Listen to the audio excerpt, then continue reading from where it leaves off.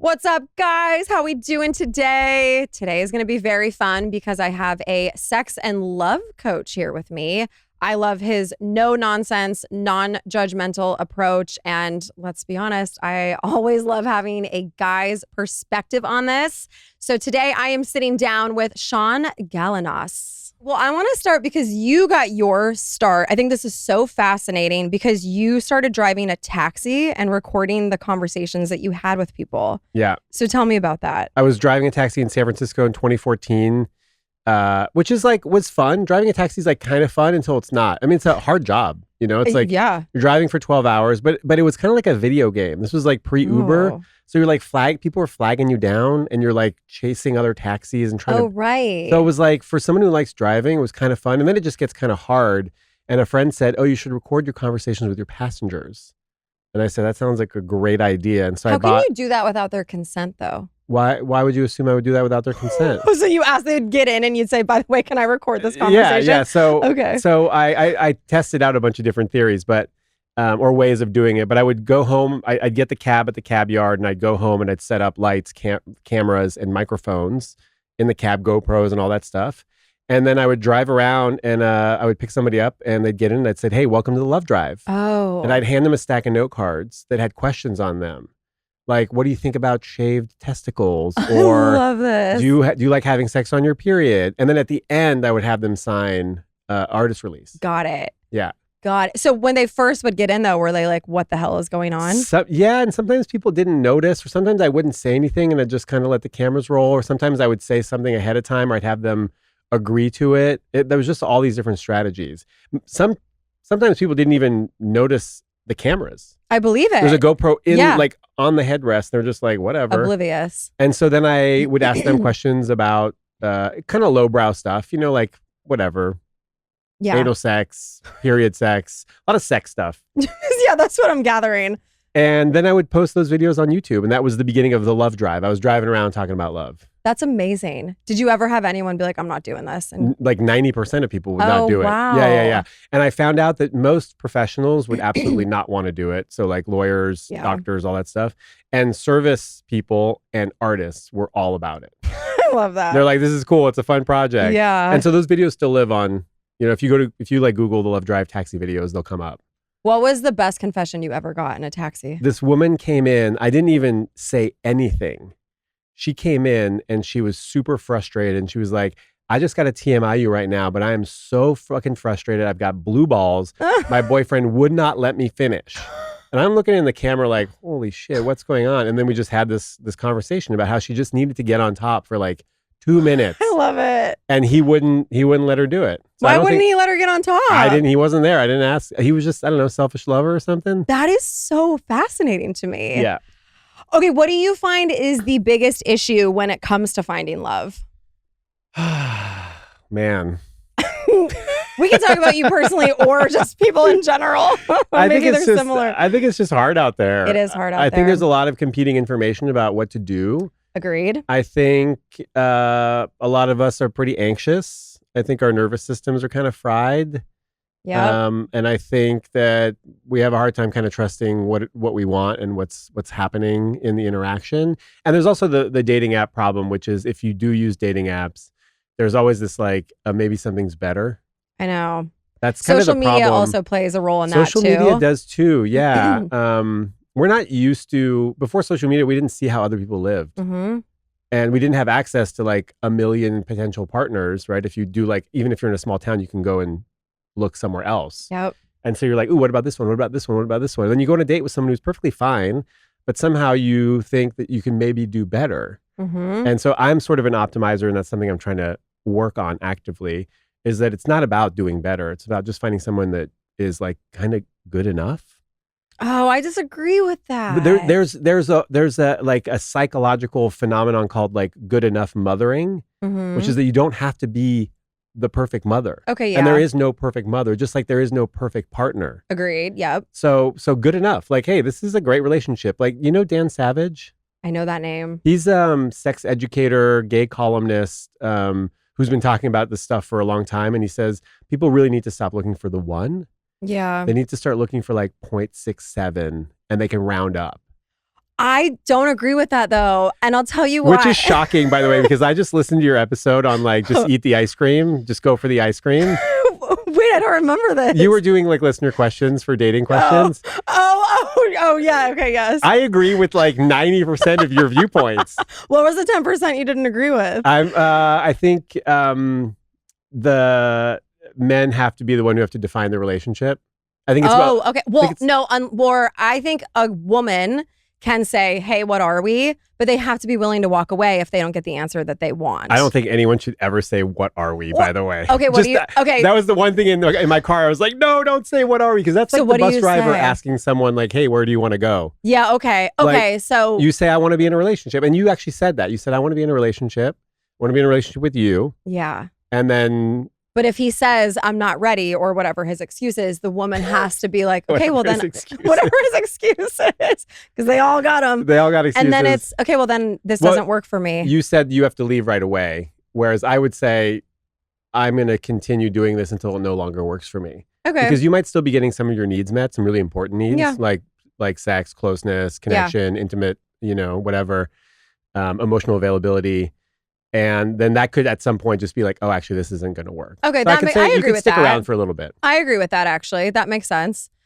What was the question? I know. You asked me? I'm like, what were we talking about 2 seconds ago? Oh, right. Okay, yeah. So I don't think anyone should settle. And what that sounds like to me is if you're saying good enough, to me, that sounds like you're settling. I'm waiting until I have amazing chemistry. The compatibility is also there. And then we're both willing to work and want to be in a relationship. Look, that's what I want too. Let's check in a couple of years and see how that's going. I feel like you're giving up on like...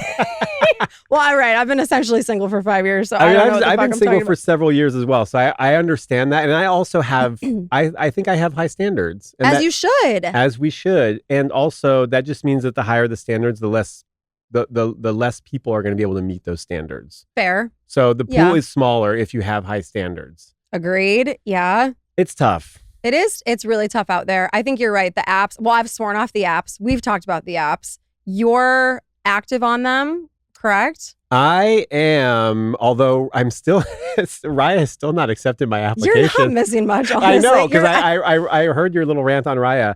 I don't like the idea that they're gatekeeping.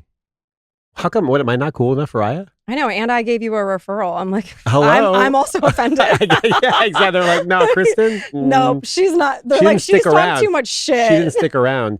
I am on the apps. Yeah, I'm on Hinge and Field. I don't know what Field is. Field is more the sex positive, sort of queer E&M friendly app. Okay. What do you think about the apps? Do you go on a lot of dates from them? I go on a lot of dates. I'm also new in LA, so there's the whole like new in LA thing phenomenon where they're like, oh, people haven't seen this guy before. Yeah. And there's probably some element of some people recognizing me from social media. But I'm a first date guy. I'll go on a lot of You love a first date. I don't love it, but I'll go on a lot of first dates because like that's the beginning of potentially a relationship. I love a date too. An ice cream date? Not an ice cream date. What about for the sober guys? What can sober people do that's not drinks? Well, they could go get a drink and get non-alcoholic 100%. drink. One of my ex-girlfriends who lives in Highland Park, and this is for like 10 years ago, we went to a bar. We met up at like a lesbian bar in San Francisco called The Right Spot. And we both ended up ordering soda waters. See, I think that's great. And it was cute. There was like a little like jazz pianist, and it was just like a super cute date. Yeah, I think so I don't mind having drinks. I think that's actually a pretty nice first date. Agreed. Low stakes. Yep. Not expensive. I do not want to sit through a meal in case you don't like the person. And you know immediately within 2 seconds if you're going to like the person, I think. So I don't want to sit through a whole dinner if I know this isn't going to go somewhere. I want to push back a little bit on that. Okay, let's hear it. I've been doing more of the like mandatory second date, unless it's really not a fit. Okay, walk me through that. Because I think people are a little nervous on their first date. Yeah, I get that. And I went on a date recently with someone who didn't look at me. What? Yeah. And you went on a second date? No eye contact. Did you go on a second? We did. We actually just went on a third date. How? Oh, wow. So it's great. There was eye contact on the second date. Because she was so nervous. She was shy or something, you know? And wow. I don't know if I would have given her a chance before. And so attraction grew, and now you guys, are you going to see her again? Deep eye contact now. She won't remove her eyes we from can't you stop now. looking at each other. There's a fourth date. Okay, wow. Yeah, there's a fourth date. All right. We're gonna go see a movie at the Hollywood Forever. I don't even know what that It's is. like a big cemetery in Hollywood. Yes. Yeah. Oh my God, I remember doing that when I was like 19, 20. They're still doing it. I love that they're still doing it. Showgirls. Hell yeah. That's a great date movie. Yeah. Okay, So well then that does, go on it unless Yeah. it's really a no. which I think a lot of times it is a no for me. What makes it a no for you? Because I've always taken the stance that unless I feel something, Yeah. it's just not going to turn into anything. I have felt a lot of things on first dates that have led to things that maybe were not the best thing for me. Right. Like, because very intense chemistry. I actually had this experience quite recently with somebody that I met on Field. We had really intense chemistry. And then after 3 or 4 dates, we kind of realized that like we were activating each other's Yeah. wounds Yeah. in a very particular way that probably wasn't the healthiest thing. And so we both made a conscious decision not to explore further. Wow. And so I love think that sometimes really intense attraction and really intense chemistry is not necessarily the thing that our soul, our heart, our nervous system needs. I agree. A lot of times it's toxic. I agree with that. But I do think there has to be some sort of attraction. There has to be a level of attraction. Like if I don't want to kiss you, I'm not going out with you again. Do you know if you want to kiss someone within 10 minutes? No. Okay. You know what? That's a fair question. I think I've been proven wrong about that as I've gotten a little bit older. Yeah. In the last couple of years. Because to your point, I think the guys that I initially am like, yeah, they're never the right guy. Mr. Right Now. Mr. Right Now. We've had a few of those. What is the difference between Wait, hold on. Yeah. Can we still go with the kissing thing? Let's go. So I was I like tangents. I've got a lot of stories. I was hanging out with some friends. So I live in like East Hollywood. They invited me to like the Soho House in WeHo, and I was like, you know what? Let's just go and check it out. And it was fun. And one of the people there was saying like, oh, how come you didn't kiss on the first date? And I go, well, I didn't feel like it. I want like an overwhelming urge to kiss someone before I kiss them. Yeah. And she goes, oh no, I do mandatory first date kiss. And I go, why? And she goes, because I want more information. Oh. And the kiss can give you some information. I agree with that. So that really is how you judge if there's chemistry or not, I think. I think that first kiss, sometimes a first kiss can be a little sloppy, or like you're getting to know someone still. Sloppy first kiss. Sloppy, or like it's like not the best, but like you know if there's going to be chemistry or not. Teeth. Teeth, I'm like, goodbye. You know what? It's funny. Kissing is very interesting. It does give you a lot of information, but I had a girlfriend that I was madly in love with, and our kisses were real awkward for a long time. Really? Totally two different styles. And we had to like, over time, we found our way. And then it became like really hot. But I'm like, I like this person a lot, but man, our kisses are fucking awkward. That's interesting. Yeah. See, I don't know if I would have stuck it out, which probably makes me a horrible person. I don't think that you're a horrible person. I think that we have these ideas of what it should look like. And it's a little bit like a Jane Austen novel, you know, and that's not really how it works. So do you think that good sex can be learned? Oh, yeah. Yeah. Absolutely. I mean, there are some people that are just sort of hopeless, but can we communicate? Right. Can we communicate about what we like, what we don't like? Of course, there's some element of like, we sort of know how to do this, and there is some chemistry here that does make it kind of hot, but like, I think we can really become better lovers. So let's say someone was dating a guy and he is so great. You know, they have a ton in common. It's everything is firing except for the sex. It's a very common question. Yeah. I think. And you think that's okay. I mean, are you talking about what's not working for you? Well, I think most people aren't. I agree with that. I don't think people know how to speak up for what they need in a relationship, sexually or even emotionally. Yeah. So what isn't good? Oh, he's not going down on me? Okay. Have you asked him? What if the sex is just awkward? Maybe it's nothing that simple of like, hey, I want you to just keep bumping into each other. Yeah, it's just like a little awkward. You can't like get in the groove. Yeah, I mean, that's chemistry, right? That's going to be challenging. I think it can be hard, but also like, how much of the relationship is sex? All of it. It's not. You know, it's not. It's like 12% no, I know. It's or actually, something. Yeah, it's but really but not. we're putting a lot of focus on this, and that's okay. If sex is a huge priority for you, then it's a huge priority for you, right? Like don't change who you are fundamentally and what you want because I'm saying, oh, it's really not that important. But I mean, it doesn't take up that much of a relationship. Right. I mean, it's depending on the person, but some people think that a problem in the bedroom is an indicator of a problem in the relationship. Yeah. It doesn't necessarily have to be that way. I think it's maybe like, what do we need to talk about here? What needs aren't being met? What could work? There's so many tools out there on how to be a better lover, how to be more connected sexually. And I don't think people are really willing to explore that. They kind of just want it to like work and fit like right off the bat. Yeah. So what are ways that a woman can communicate with a man about what she needs in the bedroom? First of all, find out what's not working. Like, what are you wanting more of? Oh, I want more passion. Okay, cool. What does passion look like? I do this course on getting your needs met, and a lot of people are like, I want more passion. I want more freedom. I want more effort. It's like, okay, if you come to your partner saying, I want more effort from you, they're going to shut down immediately. Oh, you think so? Oh, yeah.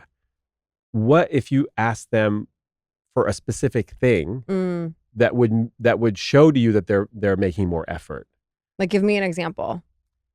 Empty the dishwasher. Yeah. So if someone came to you and was like, hey, it would mean a lot to me if you emptied the dishwasher. And what if I just empty the dishwasher and you're like, wow, he's really putting in more effort these days. Yeah. You came to me and say, I need you to put in more effort. I'll be like, what about all the other things that I do? I see what makes you think that I'm not putting in any effort? Then they get really defensive. Then you're fighting. Right. Because you're making this blanket statement like you never put in effort. Exactly. Yeah. Okay. And so in the bedroom, it could be like, okay, if I want more passion, maybe I want a little bit more eye contact. Maybe I want like 10 minutes of oral before we jump straight to penetration. Maybe I want you to plan like a couples massage getaway or something, right? Which will translate to more passion. You know what I think the issue is? I think a lot of people have no idea what they actually want. Sure. So I think you have to get really in touch with what do you actually want? Yeah. And then they go, he's passionless. It's just never going to work. It's like, okay, you just, I don't know. What is fiery? Yeah, I think that's a good point. Yeah. I think people have to get really clear on what they want and what would resonate with them. Journal or look up the NVC, nonviolent communication list of needs. There's an inventory of needs. And then you could be like, oh, what needs aren't being met in this relationship right now? Oh, I love that. I always say try to make your needs easy to meet. That makes sense. Yeah. And like, look, who are we communicating with? Are we talking to women, communicating with men? Yeah. We might need to dumb it down a little bit. I feel bad saying it. No, but like, I know. No, I think men are simple creatures, which I think is a good thing. I think sometimes we give you guys too much credit. Like you're thinking too much. It's like, no, they're actually We could be deep.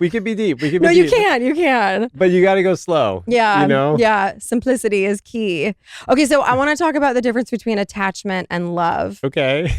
How can someone distinguish the difference? What if someone doesn't know? They like someone, but they don't know, is this attachment or am I actually in love? Do we need to know the difference? Well, I feel like attachment might not last very long. Oh, I mean, attachment is that's the name of the game. That's what we're doing. We want to be attached to people, right? We're talking about like attachment theory and secure and ambivalent and all that stuff. We want to be attached to other people. Securely attached. Is that the right way to say it? Because there's anxious attachment. Secure attachment. Yeah, and I'm the spicy kind. I'm the disorganized style. So I have a little bit of everything, which makes it challenging to be in relationships with me. And I struggle being in relationships. But the holy grail is the secure attachment. And I don't think that's what we should be aiming for. I think we should be aiming for, can we heal some of our attachment wounds in our relationships? We all have them. Yeah.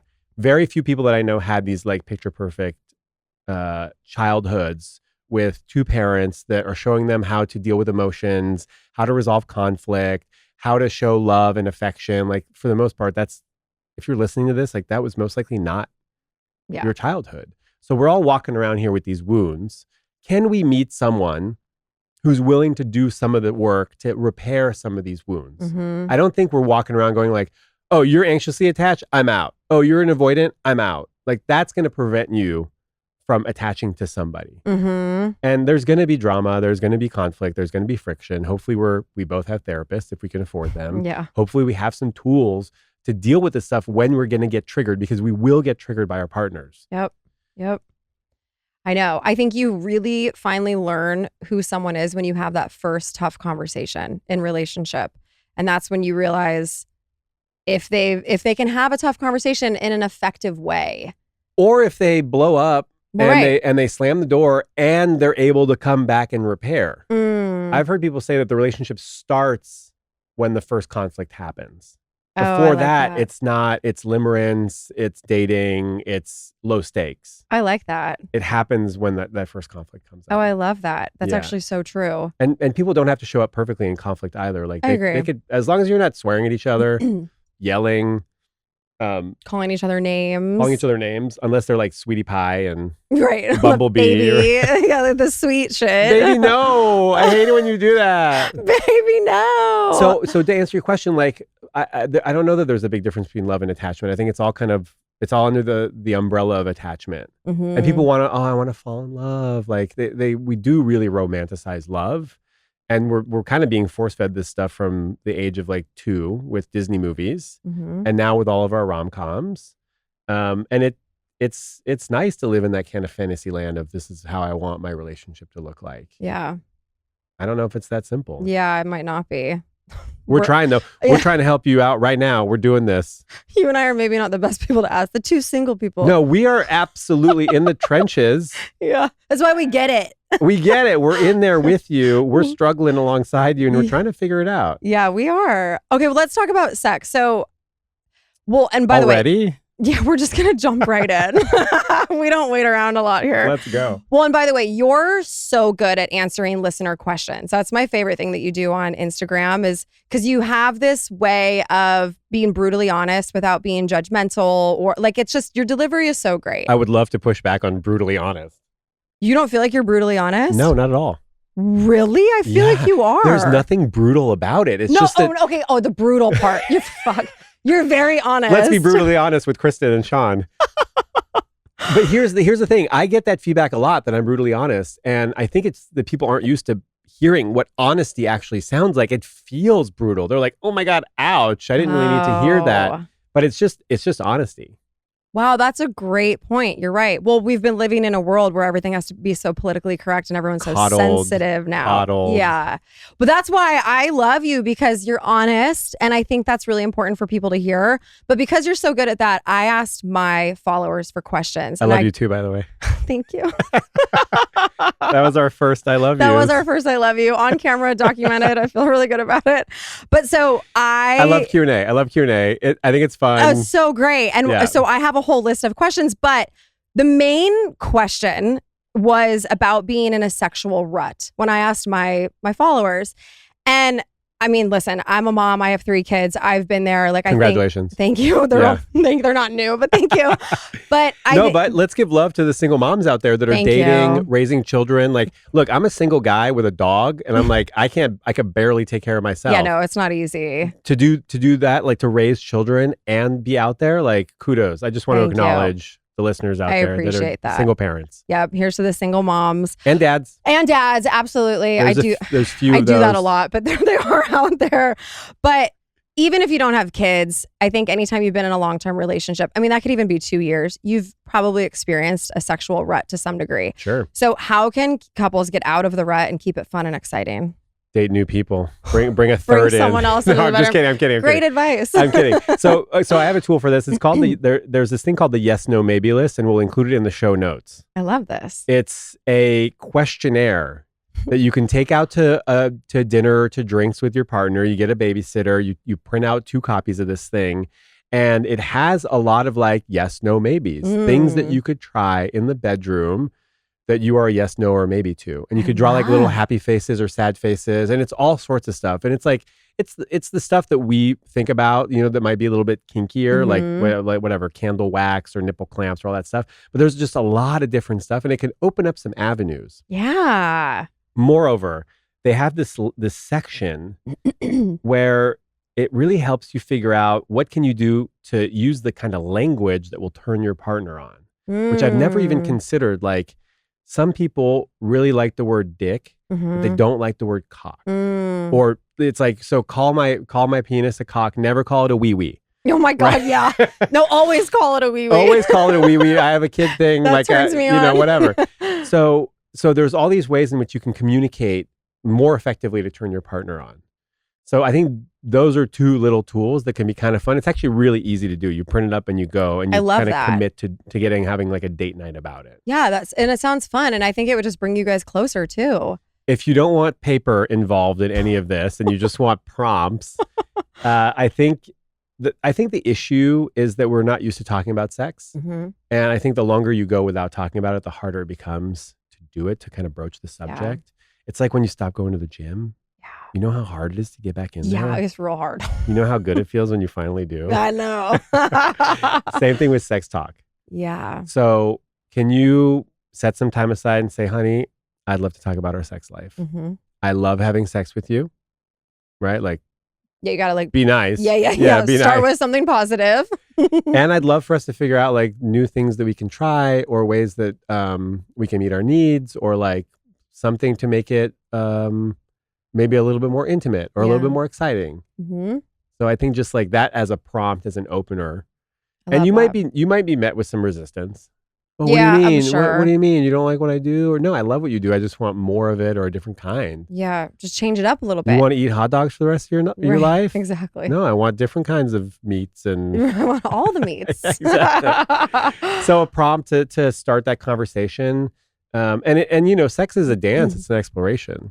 Yeah. Okay. I love that. That actually sounds like fun. Printing it out and taking it and having a fun date night. Yes, no, maybe list in the show notes by this company called Autostraddle. I love that. I'm gonna look that up for when I'm in a relationship. Yeah, or you can actually do this when you're dating. Oh, right. Okay. Like, yeah. it could be like it a doesn't fun. have to be like in a rut necessarily. No, it could be I think some people have lovers. I was just thinking about this on the way over. We need more lovers. I agree with you. You know, where are the lovers? Well, because I heard you talking about like situationships. Nick Vile was like, end the situationship. But like in France, people would just call that a lover. Right.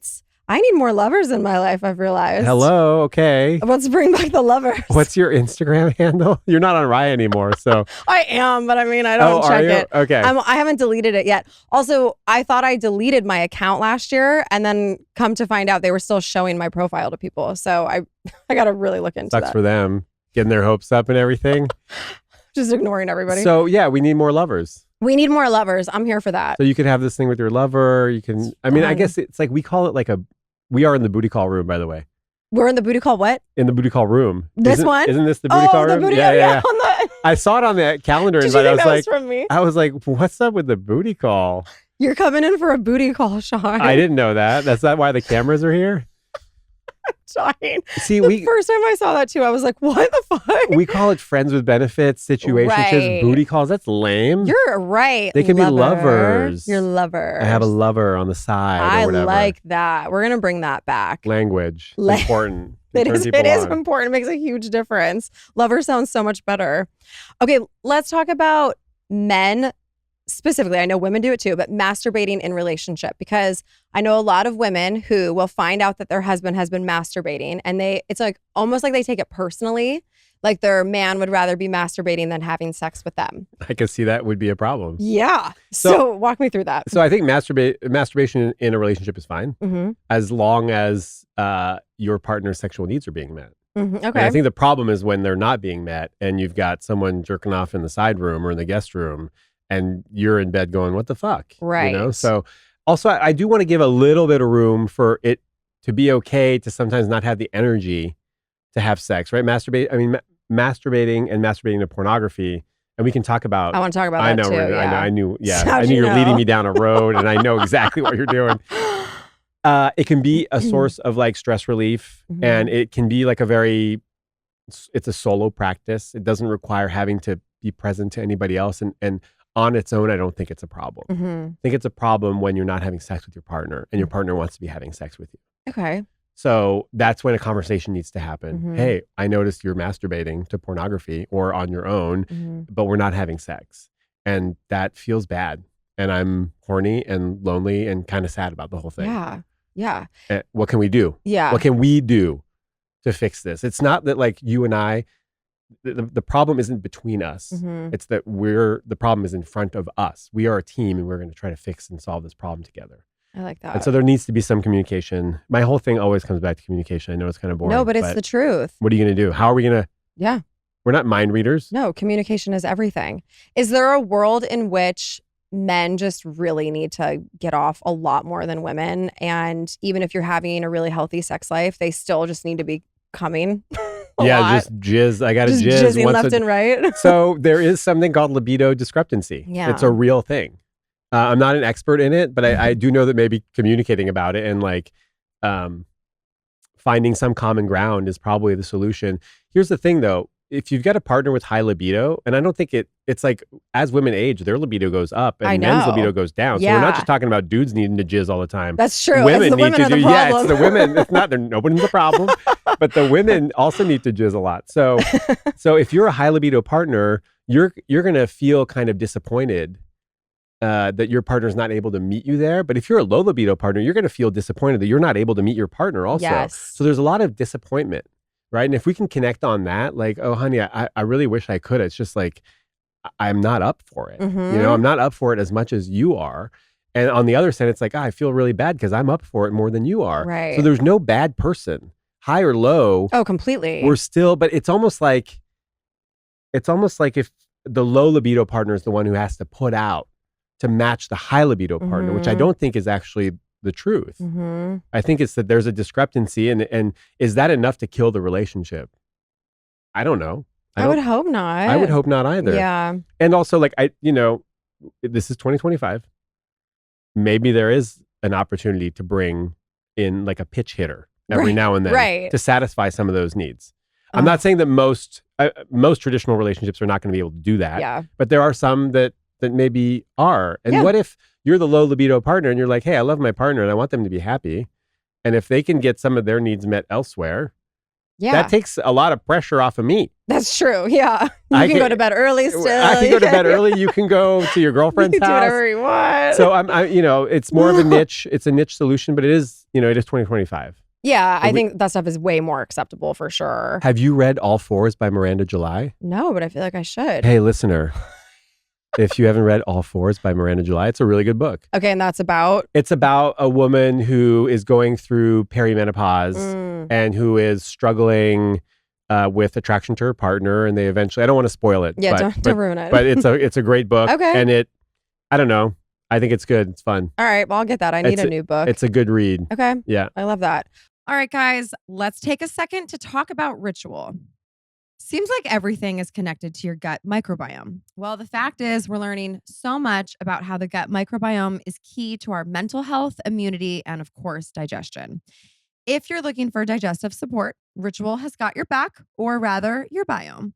With Synbiotic Plus, a 3-in-1 powerhouse of clinically studied pre, pro, and postbiotics to support a balanced gut microbiome with daily use. You guys know I love probiotics. I take my Ritual products, my Synbiotic Plus, first thing in the morning on an empty stomach. I just do it immediately. And when I'm consistent with my probiotics, I just feel the best that I have. And another thing I love so much about Ritual's Synbiotic Plus is that it's made with high quality, clean ingredients. And all of Ritual's products are vegan, GMO-free, and tested for heavy metals and common allergens, which we love. Ritual's Synbiotic Plus is designed with a delayed release capsule to help reach the colon, not the stomach, which is obviously an ideal place for probiotics to survive and grow. It's a 1 daily pop of mint scented for bloat, gut, and regularity support. It is vegan friendly and formulated without GMOs, major allergens, animal products, shady fillers, or artificial colors. So guys, get your gut going. Support a balanced gut microbiome with Ritual's Synbiotic Plus. Get 25% off your first month at ritual.com/behonest. That's ritual.com/behonest for 25% off your first month.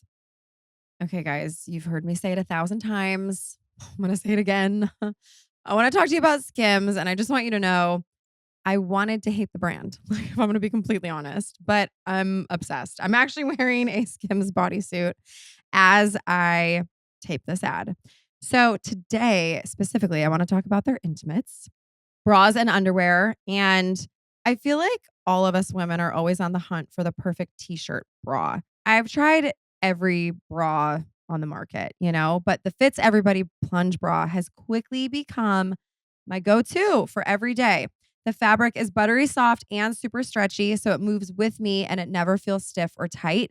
It gives me a smooth, barely there feel, but still has enough support to wear all day. And like I said, I love how it just disappears under my clothes and it feels like I'm wearing nothing. You guys are going to love them if you don't already. So shop my favorite bras and underwear at skims.com.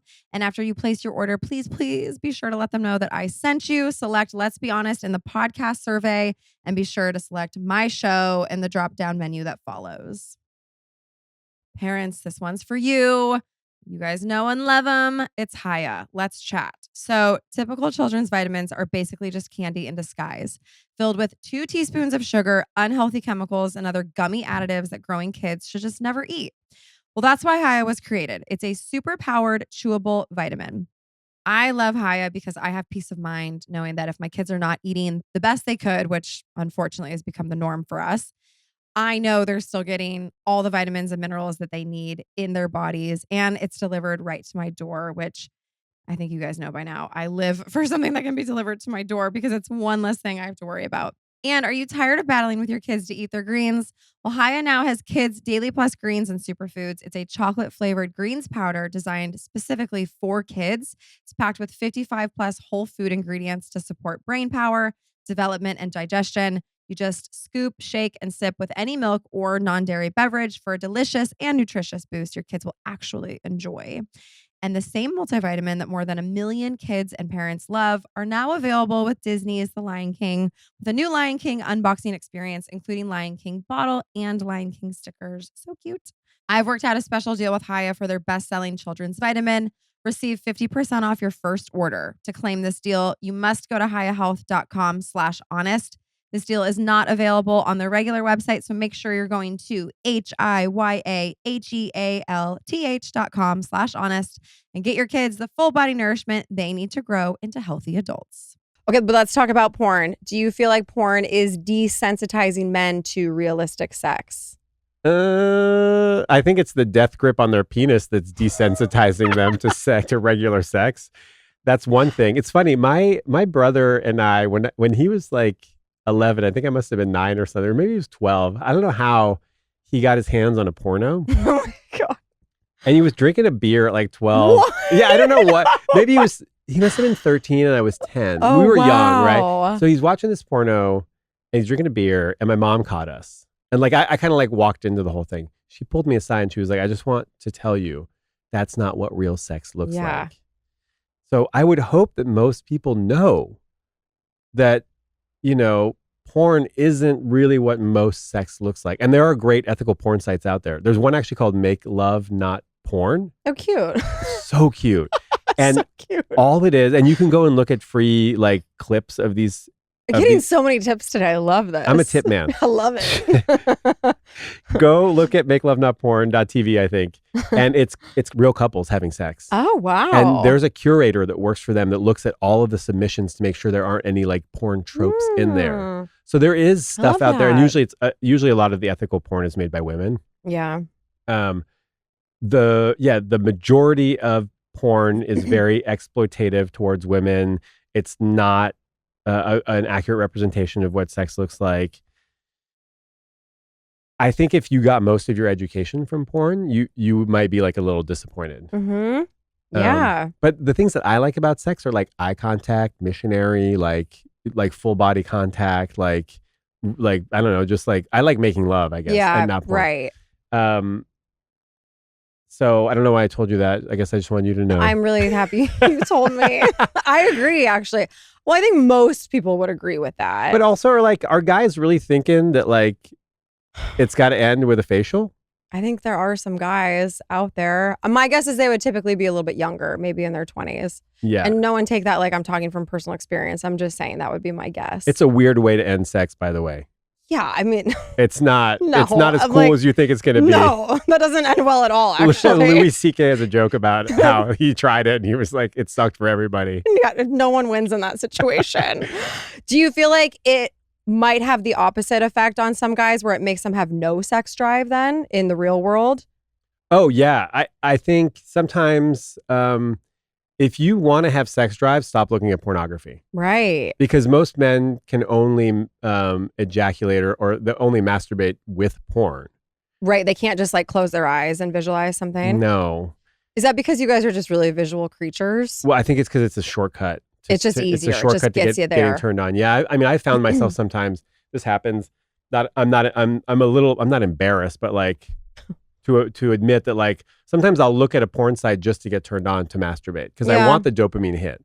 Right. It's all about dopamine. Yeah. Right. So it's not that I'm turned on, it's that I want to feel different than I'm feeling right now. So if I'm bummed, if I'm stressed, if I'm sad or whatever, looking at porn and then masturbating will change that for like 20 minutes. Right. It's an escape. It's an escape. Yeah. It's an escape. What about erectile dysfunction? Because okay, hold on. Okay. Hey, whoa. I'm not ready for that just yet. Hold your horses. Hold on. It's because you go so fast. That's why I can't get it up. If you want to like kind of reboot your libido, stop looking at porn. Yeah. And you will. I remember I did this for a while. I don't look at it that often, but I did this for a while and I was like, actually, I got turned on and then I would have to be like, oh, I think I need to like find someone to have sex with. I need to go on dates. I love that. And so it like gave me more energy to go on dates. And I think that if you're in your basement or your whatever, your guest room, and all you're doing is sort of, that's how you're getting all of your sexual needs met. Maybe there's not a lot of desire to go on dates. Right. Or to go meet somebody because like it's low effort. Exactly. It's low effort. Yeah. Yeah. Okay, can we talk about erectile dysfunction? We can. I do have one more thing to say. All right, just you tell me no when you're ready. Sometimes, this is just a tip though. Sometimes you're like, you think you might want to have sex with someone, but you don't know because sexual desire, I think, can run the show a little bit in the beginning. Right? Like, and sometimes it's like, do I really like them or do I just want to have sex with them? 1000%. Right? Yes. And there's nothing wrong with having sex to find out if that's what's going on. And maybe if everybody's on board, that's okay. But for the most part, no one's on board. The other person doesn't know right. that you're just in it for the sex because you don't even really know if you're in it for the sex. Go masturbate. Oh. And if after you're still interested in calling them or texting, if you're like, oh, I'm going to text because I want to see them, I want to have sex with them, masturbate first. Good tip. And then after, are you still excited to see them? Ooh. And if the answer is no, there's your answer. There's your answer. You do that after a first date. No, I do not want to see them again. Yeah.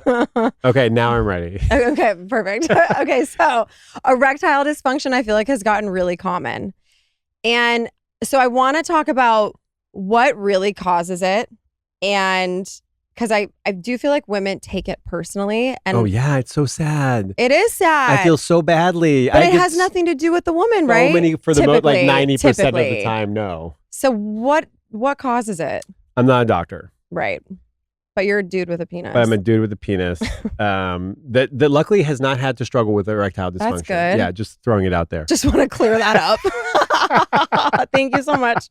Okay, so I think it's the first predictor of cardiovascular issues. Oh. Yeah, so oftentimes I think it can be medical. Yeah. And the other part is that it's a psychological thing. Yeah. It's rarely about your partner. So go to the doctor. Do you have low T? You might have low testosterone. Yeah. Everybody's on whatever. Do you need to lose weight? You might need to, if you can't see your penis. People are talking about, have you heard about Ozempic dick? No. That people are thinking that like, that Ozempic makes you bigger. But your dick bigger? Yeah, make your dick bigger. Oh. But doctors are like, no, it's just because you're losing fat. Oh. You're like, your body's getting smaller and so more of the shaft is, yeah. No, that's the funniest thing I've ever heard. My dick is bigger. Yeah, no, it's you're not. smaller. You're getting smaller. Oh my God, that's genius. Yeah, so how's your cardiovascular health? Are you doing any sort of cardio? Are you lifting? Is your testosterone okay? These are like the What if you're doing all of those things? Okay. What if everything is good? Okay, so medically you're okay. Yeah. Physically you're okay. Psychologically, what's going on? Are you super stressed? Are you broke? Are you like, do you have a shit ton of debt? Do you have a lot of unresolved trauma? Right. Like all that stuff is going to really affect your libido. Right. So go get your head checked. Is there a world in which it happens with one particular girl, but not with anyone else? Like, could one particular girl make a guy insecure for some reason where that would happen consistently? I mean, if you're always making fun of his small penis or how bad he is in bed. What if you don't know how he's in bed because he can't get it up? Well, yeah. This is getting really personal I don't now. think. Do you have any stories for me? No. No, nothing that we can talk about on the air. I don't know. It's like, I think it's rarely about the partner. Yeah. Okay. I mean, there is a world in which you're not attracted to your partner. Right. And if you can get it up with porn, but you can't get it up with your partner, that might be something to explore. Right. But also, I think. So typically if a guy is having an issue with it, it's across the board. It's porn, it's with a partner. Like he's having a hard time all around. Oh, I don't know that. I don't know that. Okay. There might be, like we were talking about porn desensitized. You know, they might need, I think people who look at a lot of porn tend to go look at like more aggressive and like it keeps harder getting, and harder and okay. harder. And so because they need more stimulation. God. So yeah, cut the porn out, I think is one thing. Here's the other thing. Don't be switching cards yet. We're still on there. Okay. No, just stay present with me here. Okay. That's actually why I hate these, because it does pull me out of it. But I'm listening. Okay. Here's the problem. Here's another problem. I'm going to run this one by you. I can't wait. A lot of guys, as they get older, start losing their hair. Yeah. And the first thing that they get prescribed is finasteride. Oh. One of the side effects, lowered libido. Okay, I was going to say I've heard that prescription pills will do that. Oh, so yeah, antidepressants. Yeah. So, okay. So what's your like medicine stack for sure? Right. You could do antidepressants. Do you want to be depressed or do you want to have a soft penis? I don't know. I think I would go depressed. I don't know though. You could kill yourself. That's true. And then you're have right. nothing. I know that's actually not funny at all. I'm cutting that out. No, it's okay. No, don't cut it out. Don't cut it out. It's fine. No, it's because it's actually a legitimate question. I mean, that is, yeah. It is. And so like my hair started thinning. Mm-hmm. And I was like, I was dating this woman and I go, okay, you can pick hair or dick. And she was like, dick. Yeah. And so I've been wrestling with this and I just fucking shaved my head and I go, I want a dick that works. Yeah. So I'm not willing to take finasteride because of that, even though not everybody gets side effects. There's other weird side effects like watery semen. What? Ew. That is disgusting. No, I mean, whatever, but it's all disgusting, but right. Why is it watery? You know what's going on. Lowered libido. Yeah. Like wow. Loss of erection. And I think it's hard. I think men who are losing their hair, it's hard. That's tough for a guy. Yeah. I used to love my gray. I know. I've seen photos of you with hair. I looked like George Clooney's gay nephew. You really? You know? Gay nephew. I loved it. And you look great with no hair though too. Thank you. It took a year to like kind of get to, I thought it was only going to take 3 months to get used to it. Oh, wow. It takes more. Oh, wow. Yeah. No, it looks great. But I'd rather, thank you. And I'd rather have a penis that works. I agree with that. I'm excited to talk to you guys about Jolie. I can't even begin to imagine all of the money that I've spent over the years on skincare and beauty products to battle issues like acne or damaged hair, or even eczema for one of my babies. I recently realized that I was actually completely overlooking the most fundamental step, which is the water that I shower in. Obviously, we all know how important it is to filter the water we drink, but why don't we think the same way about the water we shower in? Clean water is the first step to an effective beauty routine, and it's a step that I just completely overlooked. So if you're not familiar, Jolie is a beauty wellness company that purifies the water we shower in for better skin, hair, and honestly, just overall well-being.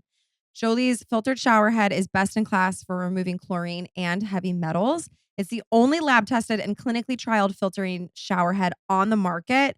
My hair colorist, Cody in LA, actually told me to get the Jolie filter system because he was noticing that using the regular city water was actually messing up my color. And since I've switched over probably like 6 to 8 months ago, my color has been lasting a lot longer, which makes me so happy because you guys know I live in Nashville, but I still am in LA enough where I can justify getting my hair colored in LA. So I'm not able to get it done all the time. And it was looking really dull. So I'm really happy that my fake blonde is still radiant. So definitely check them out. Jolie will give you your best skin and hair guaranteed. Head to jolieskinco.com/honest to try it out for yourself with free shipping. And if you don't like it, you can return your Jolie for a full refund within 60 days. No questions asked. Boss babes, listen up. This one's for you. I want to talk to you guys about Shopify. Obviously, starting a business can be incredibly intimidating and it can actually be really lonely thanks to all the hats that you suddenly have to wear. I know all about that firsthand. Well, when I launched Uncommon James, I am really happy in 2017 that I actually knew about Shopify because They have been able to grow and scale with me over the last 8 years. And they were the perfect partner to launch with because they made everything so incredibly easy. And like I said, I mean, we're obviously a very different company today. Shopify is the commerce platform behind millions of businesses around the world and 10% of all e-commerce in the USA. That is huge. From household names like Mattel and Gymsharks to little old Uncommon James, they really cover all of the brands. You can get started with your own design studio with hundreds of ready-to-use templates. And best yet, Shopify is your commerce expert with world-class expertise in everything from managing inventory to international shipping to processing returns and beyond. If you're ready to sell, you're ready for Shopify. Turn your big business idea into with Shopify on your side. Sign up for your $1 per month trial and start selling today at shopify.com/Cavallari.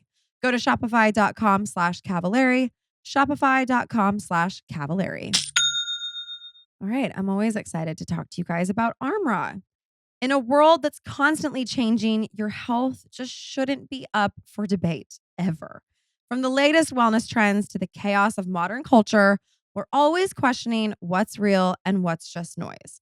But one thing is definitely for certain. Your body wasn't designed for the nonstop stress, the processed foods, and the environmental toxins of today's world. Armra colostrum is nature's original superfood. It's packed with over 400 bioactive nutrients that fortify gut health, strengthen immunity, revitalize hair growth, and fuel performance at the cellular level. Because no matter where you stand on the latest hot topic, feeling your best is never up for discussion. You guys know I love colostrum. I swear by this stuff. It is so good for your gut. I do notice a difference. My nails are the strongest they've ever been. My hair, my skin. If I'm making smoothies for my kids, I put it in there for my kids too, because I just do colostrum. I think colostrum is so incredible for you all around. There's just so many great benefits. Also, if you guys work out like I do, another little benefit is it's fueled performance and recovery. I've really noticed it's helped me with energy and just being able to get after it in the gym. And then my recoveries, they've been a lot easier. Let's just put it that way. And I've worked out a special offer for my audience. Receive 30% off your first subscription order. Go to armra.com/honest or enter honest to get 30% off your first subscription order. That's armra.com/honest. I want to talk about how you have herpes and you're very open about it. You can't just out me like that. Did you know that? But you're very open about it. I've been trying to block it out. Yeah. No, but I think that you being open about it is helping way more people than you probably even know. I think it is so cool that you are doing that. Yeah. So I want to know, when it comes to dating, how you handle that. How do you go about having herpes? I just don't tell people. You just have sex. No, just have sex. I tell them after. Responsible. I love I'm that. I'm kidding. I have them sign a release after. Yeah. So I am 42. I got herpes at 38. And I thought my life was over. I called my friend who's a sex educator, and I was like, I got herpes. And she was like, you just now got it? Wow, you had a good run. I'm really surprised, actually. Oh, so wow. like, it's common. It happens. I heard your little bit about people with oral herpes, with cold sores, which by the way, cold sores is herpes. I know. And I think on my podcast, I was like, oh, it's a little bit different. But no, it's literally the same thing. Except for it's on your face. Yeah, and we were just talking about this, and I've had 2 guys in the last 5 years who have told me that they have cold sores, which yes is herpes, and it's been after we've kissed. Sure, I think that's kind of weird. Yeah, I would want to know. You know what's interesting? I didn't think twice about it then, but now I am sort of like, actually, that was kind of fucked up. It's a little weird, but also Americans have a different way of looking at this. Europeans are just like, oh, herpes, like whatever. They just everyone has it, kind of. Yeah, but genital herpes, not everybody has it. It's like an 1/8 of the population might have it, or a 10th of the population. Yeah, it's actually. I thought it was 1 in 3 people. I guess 1 in 3 people have some type of herpes. Got it. Okay, right, but not necessarily genital. So I thought my life was ruined, and that I would never have sex again, and that I was going to be chaste for the rest of my life. And is it chaste? Is that the right word? Chaste. Chastised. Chaste. No, like chastity. Like, anyways, Yeah. Did I get it right? We're gonna fact check that.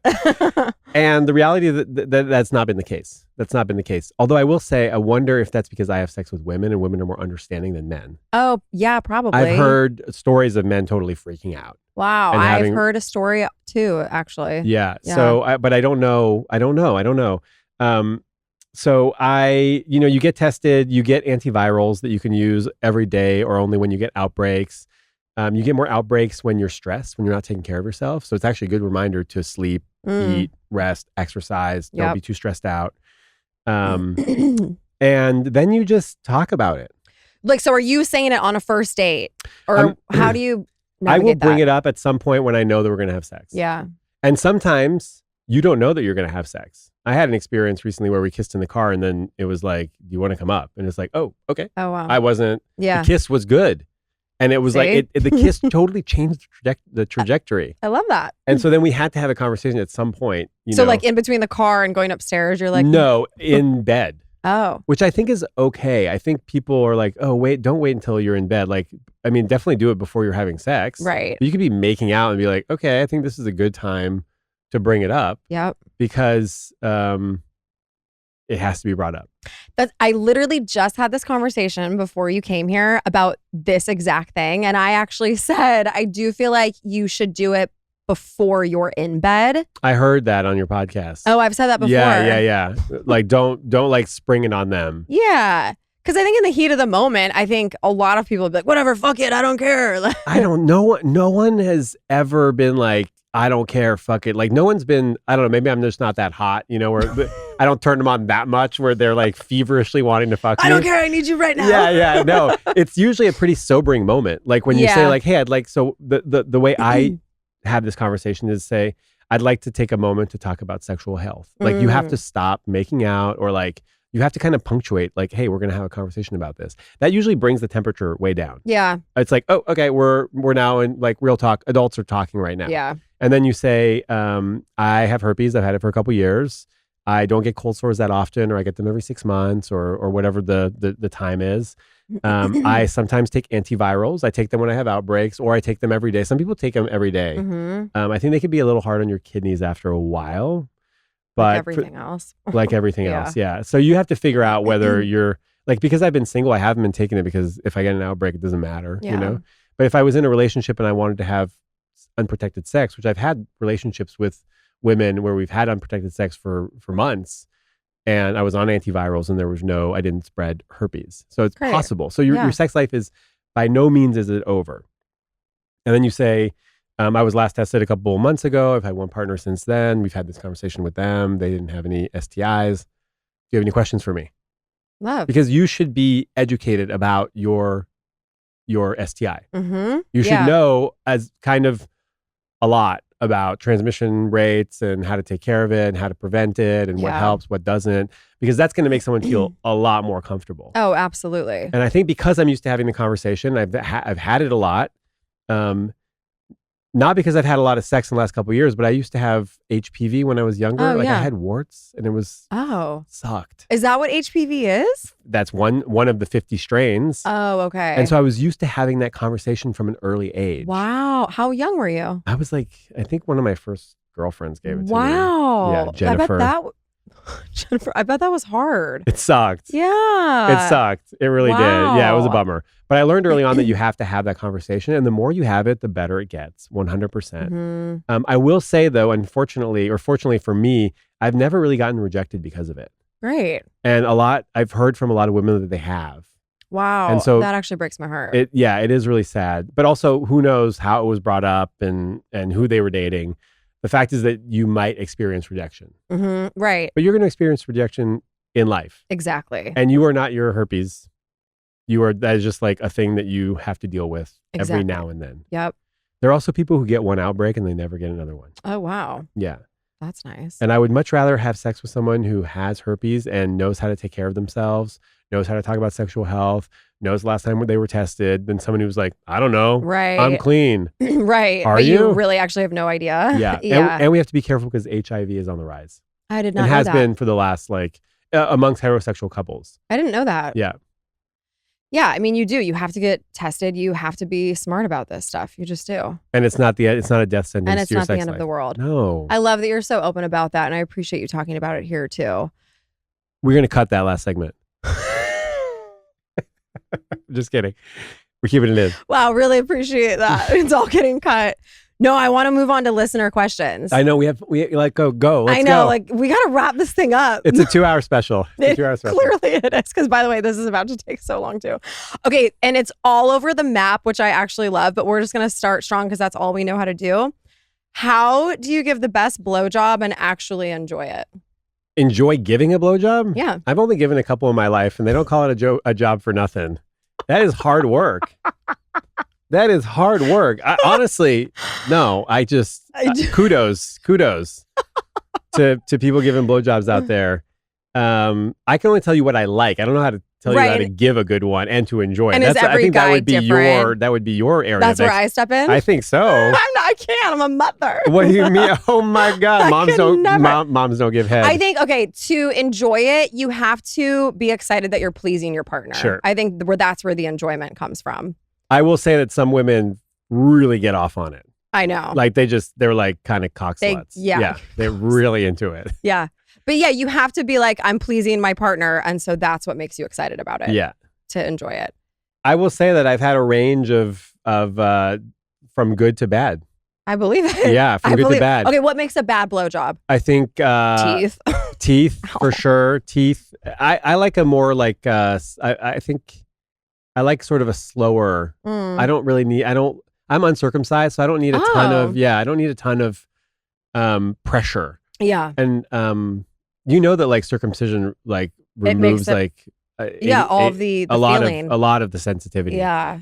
So I would prefer a softer blowjob. Well, that's good to know. Like make love to it, you know, instead of. And some guys they need a lot of stimulation. Yeah. And I think that's where it becomes a job. It's like, wow, this is a lot of work. Yeah, exactly. I'm gripping it, I'm sucking it, like my neck hurts and but that's where communication also comes in. Like, do you like this? What do you like? Like, tell me what you want. I just like suck it. Yeah.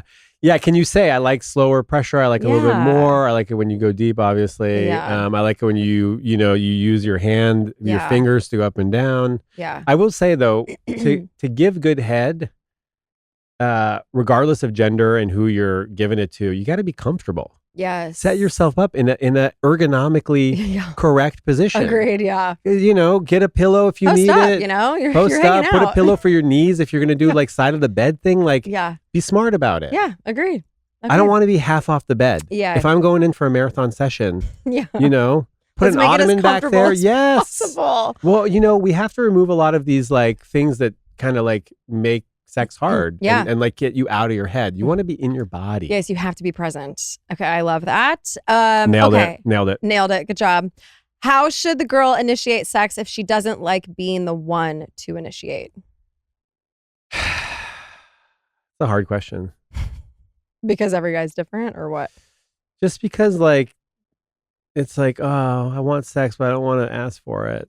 I know. Like, do you want to get what you want, or it's like but then if I ask for it, does he really want it? I know. Then it's like, guys, come on, like just ask for what you want. Yeah, I had to learn that in my early 20s. I would never ask for what I wanted in a relationship, and now I'm like, the only way to get what you want is to speak up. Otherwise, you will never get what you want. No one's. And then they're like, I want to be in my feminine. I want him to lead. I want him to like.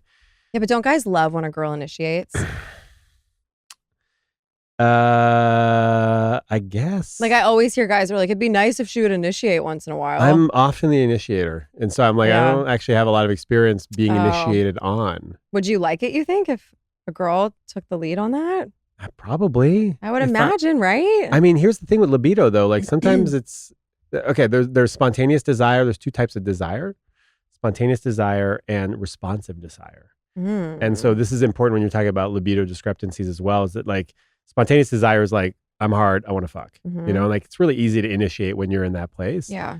And then the responsive desire is if you tickle my cock, I'm probably going to get hard. Right. Right. And so know that if you're initiating, they might have responsive desire and then want to have sex. I'm just thinking of it from when I'm not in the mood for sex. You can easily get in the mood with I have to like remember that I'm probably going to get in the mood. Yeah. But also, can we just start making out? Exactly. Like, by the way, when the guy approaches the girl, more times than not, the girl's not in the mood either. But you gotta get warm in it the up. mood. You gotta warm it up. You gotta make out. So how do you? I don't know if we can how to get him to initiate doesn't exist. Mm-hmm. Like that's like mind telepathy. Right.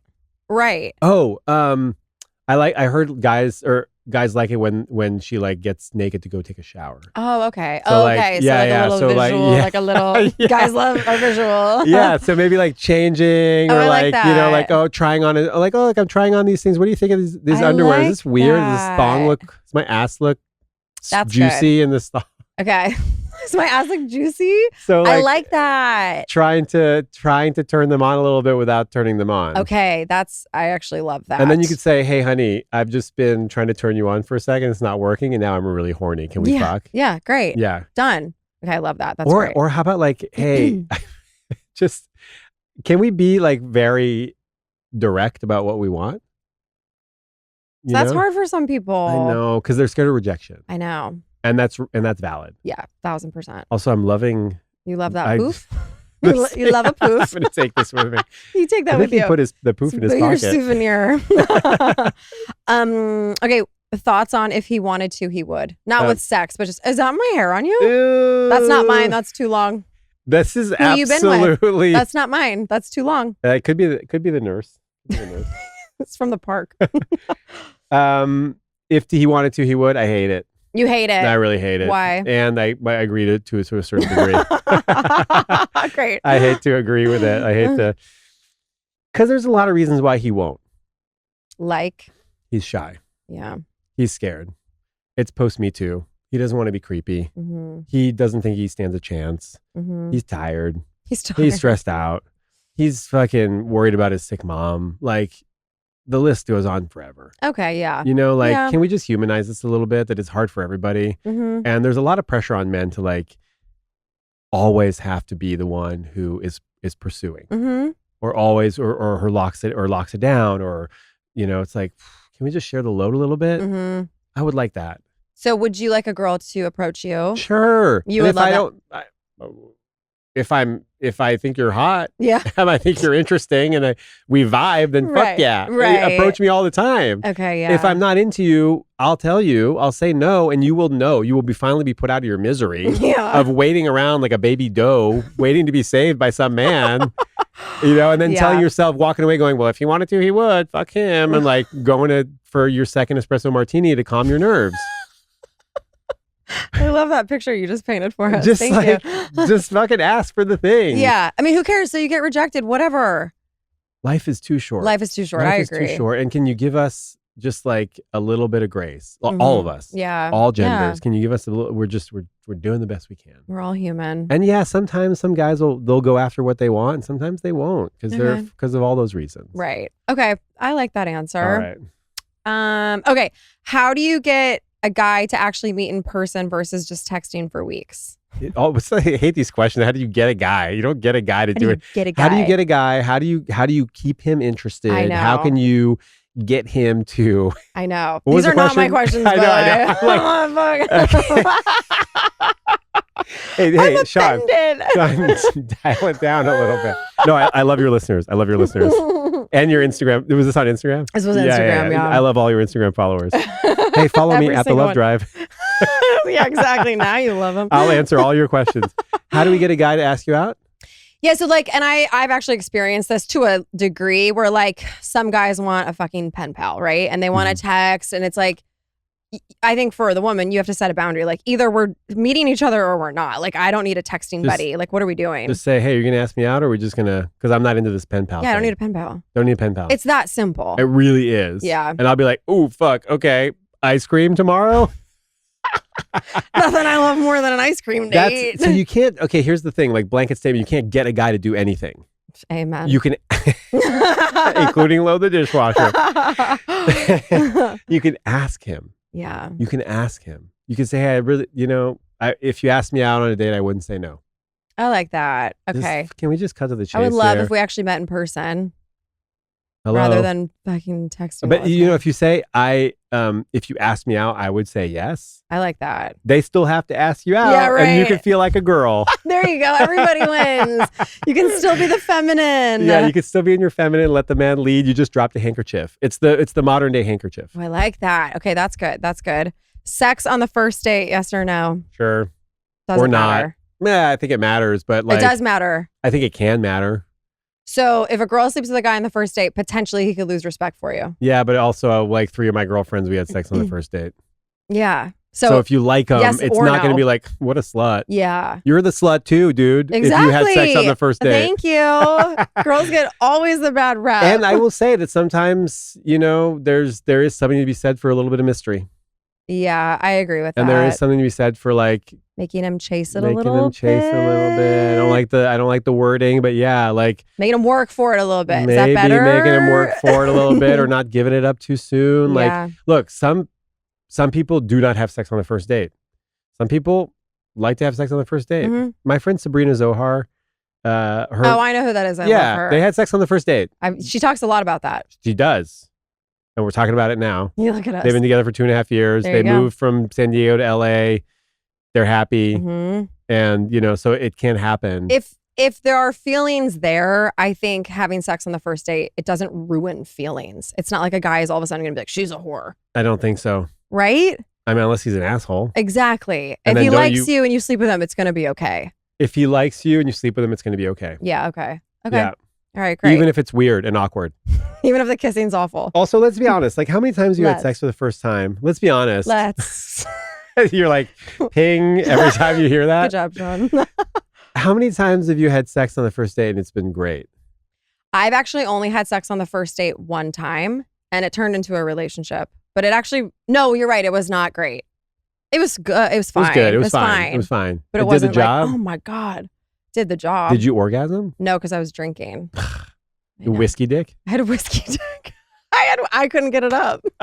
I had erectile dysfunction. Drinking affects your ability to have an orgasm? Drinking affects, yes, my ability to have it. I love sober sex way more. It's than the drugs. best. I love sober sex. I've been Yeah. having it for 17 years. I It's love the that best. for you. Yeah. I for the most part have sober sex. Well, I don't have sex at all right now, but Right. if I did, It's all sober sex. but I don't have sex. What was the last time you had sex? New Year's Eve. Isn't that sad? What year? 2020, 2010, 2010, 2022, COVID. 20. Last year. Yeah, so 6 months ago. I mean, it's not sad. It's like if you want to be having more sex, then It's been it's been a conscious decision. sure. So not sad then. No, I've actually been okay, but I would like to have But sex. you'd like now. to have But I sex. have to like someone to have sex. I actually have never been someone that can just sleep with whoever. Great. Yeah. How was it New Year's, huh? You were I dated someone. Oh, okay. I dated someone for like a month. You wanted to really end it with a bang. Quite literally. Or yeah, I guess you weren't ringing it in. That was the last time I saw him. I was like, this isn't working. Wow. I know. High I still stakes- love. He's high a great stakes- guy. High Great stakes guy. sex. Yeah. Okay. And then the last one is a guy was full on pursuing a girl and then all of a sudden ghosted her. Uh-huh. Can we have a little context? Well, we need some context for this we need like more information, honey. 10 letter question, 10 word Those question. boxes are small. Yeah, they are small, and I like them like that. Yeah. Yeah. Imagine if you would just get paragraph after People paragraph. DM me those things. I- They're like, "Hey, box doesn't fit." I was like, "No, that box for a Excuse me. reason. Box for a This is reason." off limits. People think the DMs are a private space, a safe I know. space, and they're not. I will screenshot you and blast you on my stories if Good I to want. know. Yeah, careful. Not you. Yeah. Not you. Yeah. People ghost. I would say he met someone else or he realized he's actually just not that into you. Fair? Oh, I don't care why he ghosted. Okay. He's just. He It's just- like it doesn't matter. Why? What do you think about ghosting? I think it sucks. Yeah. I think it sucks. And actually, one of my most viral TikToks from like ages ago was just me saying, "Hey, instead of ghosting, just say this." And then I said, "The time that we the time that we had to thanks for hanging out. It was fun, and this isn't the connection that I'm looking for." I think I saw that. And it was very divisive. Some women were like, "Oh my Oh. God, please just ghost me. Do not send me that." Really? Yeah. So it's generational and it's contextual. Some people are just like, "I'd rather just you ghost me because then I'll know." I would hate to be ghosted. I know it feels really bad. I want you to be honest with me and just be like, hey, it's not working out. I'd be like, great. Good luck to you. Good. Yeah, I agree. I will say, so I've always been the person to say, hey, I just don't see a future with you. It's been great getting to know you, blah, blah, blah. The way that men respond to that, though, I've had very few be like, hey, respect that. Thank best you of for luck. letting me know. Most of the time, they are little bitches about it. That's why and that's what I learned from that TikTok is that a lot of women were like, oh no, you've never rejected a fragile male. Yeah. Like it could be dangerous. Yeah. So- They get very bitchy. And they'd rather get ghosted. Yeah. And they could get like violent. Yeah. No, guys do not like that at all. No, it's so sad. But I've actually only ghosted someone, I think, for sure once, maybe twice, but I felt really bad about it. Like I Doesn't feel good. don't, yeah, I don't like doing that. it's just, it's like, it's going to happen. Yeah. It And just is. What Try it not is. to take it personally. The way I like to look at it is like, oh, this person wasn't mature enough to have a mildly uncomfortable conversation with me. Exactly. Or And so send you dodged a bullet. You dodged a bullet. I know I kind of hate that as like a piece of advice, but you did. It's true though, because you want someone who can communicate, and clearly that person can't. No. After I just recently ghosted someone. Sorry. And just sit with the disappointment and Yeah. the discomfort and the sadness of being rejected. Yeah. Yeah. Okay. Amazing. Yeah. You're the best. Oh This my was God. awesome. Let's do it again. We'll do it again. Tell everyone where they can find you. At The Love Drive on Instagram. I have a Substack. It's called The Love Drive. Google The Love Drive. Just Google it. Just Google it. You're a great follow on Instagram. I'm a great follow on Instagram. I just finished doing my podcast with John Kim, the Angry Therapist. We have a year of a podcast called We Can Do Better. Yeah. And I think I'm going to start up my old podcast, The Love Drive. Love it. Again. I love that. Amazing. Well, thank you so much for being here. Thank you for having me. So fun. Honored.